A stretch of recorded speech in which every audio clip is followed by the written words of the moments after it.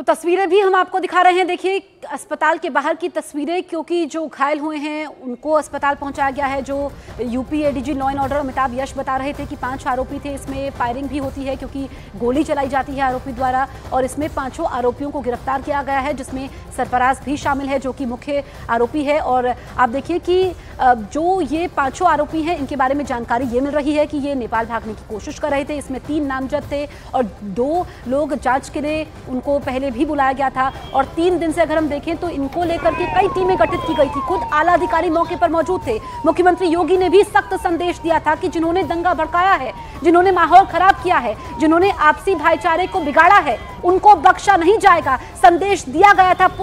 पूरा पुलिस महकमा हरकत में था और बड़ी जानकारी हम आप तक पहुंचा रहे हैं। मुठभेड़ होती है और इसमें 5 आरोपी गिरफ्तार किए गए हैं। फायरिंग भी होती है और सभी आरोपियों को यही रखा गया है। जो तस्वीरें इस वक्त हम आप तक पहुंचा रहे हैं, और एनकाउंटर हुआ है, सभी आरोपियों को यहां रखा गया है। जो घायल हुए हैं उनका उपचार भी होगा। ताहिर हमारे सहयोगी नजदीक से नजर बनाए हुए हैं इस पूरे घटनाक्रम पर।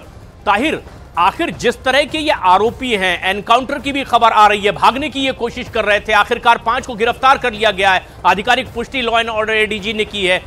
लेकिन किस तरह के आरोप इन पर लगे थे जिस दिन ये वारदात हुई है, हिंसक वारदात हुई है? किस तरह की हरकत इनकी ओर से की गई जो आरोप इन पर लगे?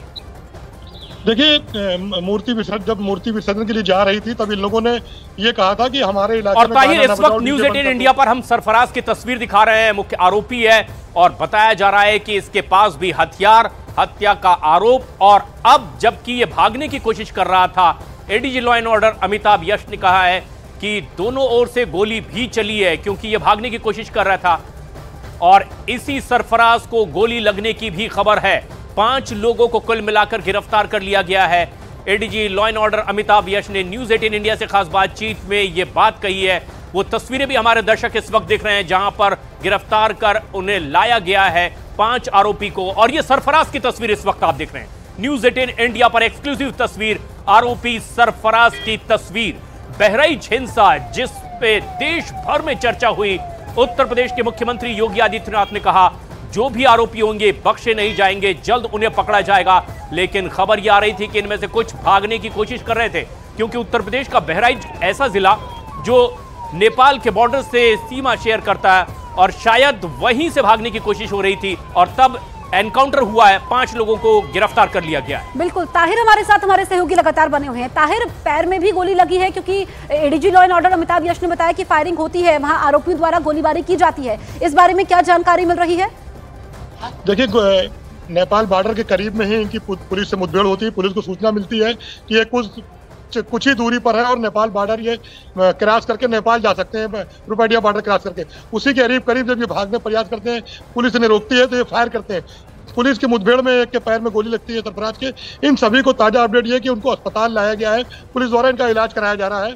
ये वही आरोपी हैं जिन्होंने मामूली सी बात पर एक रामगोपाल युवक की गोली मारकर हत्या कर दी थी और इतना बड़ा बवाल बहराइच में हो गया था। इसके बाद मुख्यमंत्री योगी आदित्यनाथ ने संज्ञान लिया था कि जो भी दोषी हैं इस घटना के, जिन्होंने सांप्रदायिक सौहार्द को बिगाड़ा है, इन्हें बख्शा नहीं जाएगा। तभी से लगातार पुलिस इनको पकड़ने का प्रयास कर रही थी। कई टीमें लगी थी, तमाम अधिकारी लगे थे। ताहिर, तो क्या अस्पताल प्रशासन ने क्या कहा है? कोई जानकारी मिल पाई है कि क्या 5 आरोपी खतरे से बाहर है?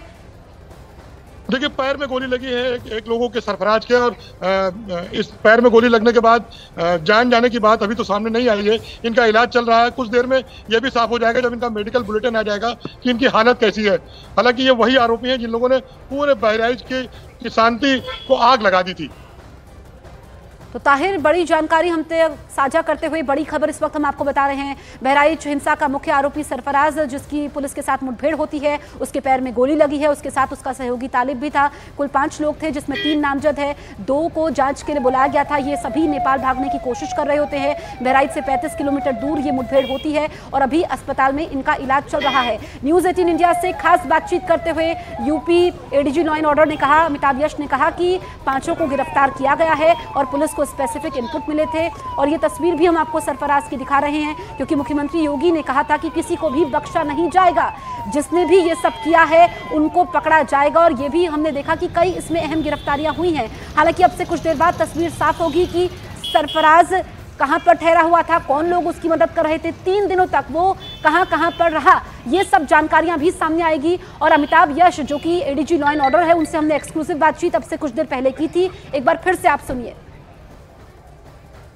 एडीजी लॉ एंड ऑर्डर हमारे साथ मौजूद है। अमिताभ जी, सबसे पहले हम आपसे ये जानना चाहेंगे कि ये मुठभेड़ कैसे होती है, एग्जैक्ट लोकेशन क्या है, क्या आप लोगों को स्पेसिफिक इनपुट मिलते हैं? ये जानकारी इस मुठभेड़ के बारे में अभी मेरे पास क्लियर नहीं है। जो पहली जानकारी प्राप्त हुई है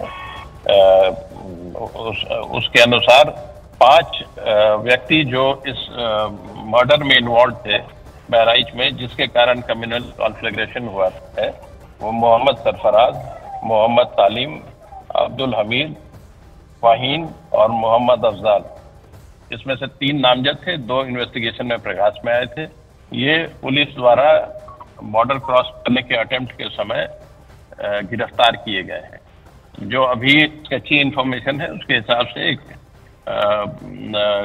एक छोटा शॉर्ट एक्सचेंज ऑफ फायर भी हुआ है और तत्पश्चात ये सभी गिरफ्तार कर लिए गए। तो अमिताभ यश, क्या सरफराज मारा गया है या गिरफ्तारी हुई है, इसको आप क्लियर करिए।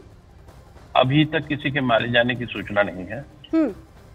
जो अपराधी हैं उनको गिरफ्तार किया गया है, जो घायल हुए हैं उन्हें हॉस्पिटल ले जाया गया है। तो 5 के 5 गिरफ्तार हो गए हैं? जी हाँ। अमिताभ जी, क्योंकि जो सरफराज की बहन है उनकी बात हम सुनवा रहे थे, उन्होंने सुबह बयान दिया था कि पुलिस एनकाउंटर कर सकती है उनके भाई का, उनके गंभीर आरोप उन्होंने यूपी पुलिस पर लगाए हैं। नहीं, ऐसा कोई इंटेंशन हमारा नहीं है। हो सकता है उन्हें कुछ संशय हो, जिस प्रकार का अपराध उनसे हो गया था या उन्होंने किया था जी, तो उन्हें थोड़ा डर तो लग ही रहा होगा। Thank you.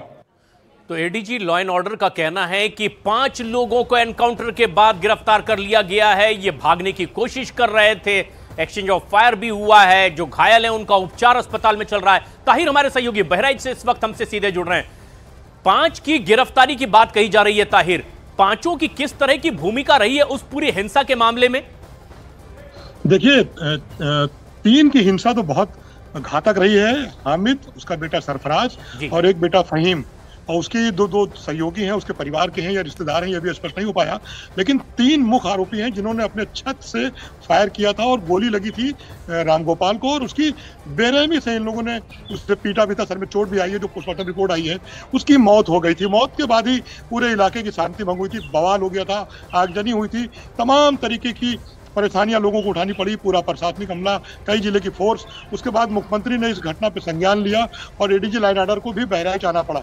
उसके बाद हालात काबू में हुए। 2 दिन से कुछ नहीं हुआ था, माहौल शांत था, लेकिन इनकी तलाश काफी तेजी से की जा रही थी और अंदाजा भी लगाया जा रहा था कि ये नेपाल भाग सकते हैं, इनकी रिश्तेदारी उस इलाके में है। आज सुबह न्यूज 18 इंडिया ने भी खबर दिखाई थी नेपाल बॉर्डर से कि इसी रास्ते से ये भाग सकते हैं, ऐसी हमको भी जानकारी मिली थी। और हुआ भी वही, उसी इलाके में जब ये नेपाल भागने की फिराक में थे तब इनकी पुलिस से मुठभेड़ हो गई और एक फायर हुआ है। फायर में सरफराज को गोली लगी है। पुलिस ने सभी को गिरफ्तार कर लिया है। जी।